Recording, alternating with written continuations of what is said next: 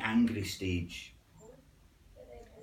than, I won't say than Lynn, but Oh no, I'm still because angry. because Still of angry. no, I know, but because of, I think it's still quite raw for me in the sense that the trial and the fact that the sentence, in my opinion and others, was such a paltry sentence, and the way things were conducted by the Crown at the trial. I've had so many questions that have come about, and it's taken a long time to get to this point where effectively now, because I've been back and forward with the Crown so much, so many meetings with them, all put in writing, it's reached a point now where I think they've just had enough of me.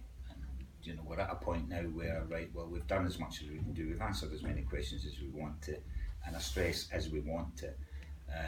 So really there's no more to be said. Well, I'm sorry, there is, and I'm going to keep saying it until I do get the answers, because someday, somewhere, has to be able to stand up and say, no, hold on a minute, the man just wants to know the truth. And for me, when it comes to sentencing, it kept getting thrown at me. The word guidelines kept getting thrown at me in my meetings with Crown Counsel, Alec Prentice. Now, I've had this out with him face to face, so anything I'm saying now, to be frank, if it's not strictly speaking true or legal, or I've missed words out, and somebody wants to take me to court for defamation, I really couldn't care. They can take me to court. I really don't care. I'll have my day in court. So even if anything that gets broadcast out of this is factually incorrect and somebody wants to sue me, crack on. I really couldn't care less, because nobody can hurt me anymore. There's nothing left to hurt.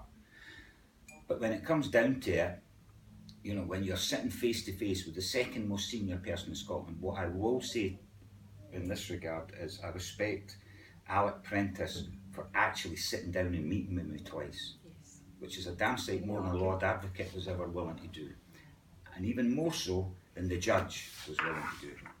She wouldn't even tell me in writing the justification for the sentence. Why? Because she doesn't have to. So that makes it right, because she doesn't have to, she just doesn't, and that's it. So she decides the sentence on any given day, any trial she's into. I've even asked for, okay, if I can't get a justification of the sentence based on whatever factors that she brought into place, at least tell me what precedents, what cases were used to arrive at that sentence. Would you not be able to get a notice under freedom of information? No, as far as I'm aware. Not as far as I'm aware. It's a public document and it's annotated. Well, this is the thing. As far as Alec Prentice was able to tell me, he could not tell me what cases were used as precedent in her case, either because A, he didn't know, in other words, he hadn't been told, or he hadn't asked, I don't know. But at the stage we were at the last meeting, I could not be told what cases were used, what precedents were used. This was all in writing. It's all minuted in the meeting. I'll show you all the documentation. Online and see the judgment and the appeal, etc. Well, I can see. I've got the letter, the actual judgment. I've got what was said at court that day. But that doesn't tell me what she had in her mind. It doesn't tell me, why she decided that, for culpable homicide, serious assault, and assault justified 4 years plus an 18 months supervision order. Mm-hmm. And I've asked only one question from day one. Everybody told me the very first day after the sentence, when we started down this road of organising a petition, everybody told me, you'll never get an answer to it. I can't accept that I'll never get an answer to it, because she has to know in her own mind why that was the sentence. And the only thing I've asked is, what was the sentence that was passed for killing my son? And Alec Prentice said, well, it was 4 years and 18 months supervision order. I says, no, it wasn't. Yes, it was, Mr. Woodburn, I can assure you it was. I says, no, I can assure you it wasn't. I have it in front of me, Mr. Woodburn. I says, well, as well, just throw that in the bin, because as usual, you're not listening. I didn't ask you what sentence was passed for everything. I asked you what sentence was passed for killing my son. Can't tell you that. Why can't you tell me that? Because we don't know. Okay, so you don't know what sentence was passed for killing Sean, but I go through 30 days with a Lord Advocate who tells me that the sentence that's passed was not unduly lenient, so there'll be no appeal. So how do you know? How do you measure But that? how can you tell me that? You can tell me that we can't have an appeal against the sentence, but you can't tell me what the sentence was. There is no logic to and this. caveat that with the fact that the sentence is below 5 years, so in Scotland they're only going to do half of it. I mean, I said this to Hamza Youssef a couple of weeks ago. I'm just about to face that. One of these boys was, so do you get the courier letters from the Scottish Prison Service? Again, I didn't know that I had to register. Oh God. I didn't know. And these are the things that... And Mrs Angela didn't know that they would appeal.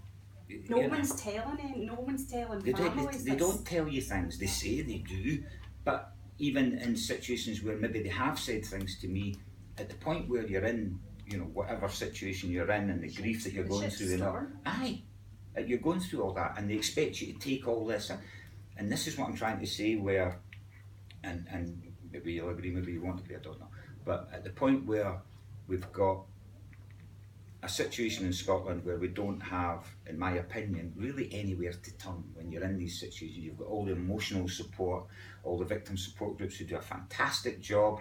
I personally haven't gone to them yet, but that's my own, you know, personal feelings on the subject. But you know, various relatives, my mother, my father, various other people have gone to them and they do a fantastic job. But where is there to go to turn to get help and advice on the actual legal side of it, the trauma and everything that goes along with it? It doesn't exist. And that's why I've been shouting for a victims commissioner. I know we're now sort of coming up with, and I'm trying to be respectful here in what I say, in that I don't want to be disrespectful, because it is a move forward. Whether it's a move enough forward for me personally, I don't know. But you know, I'm willing to wait and see.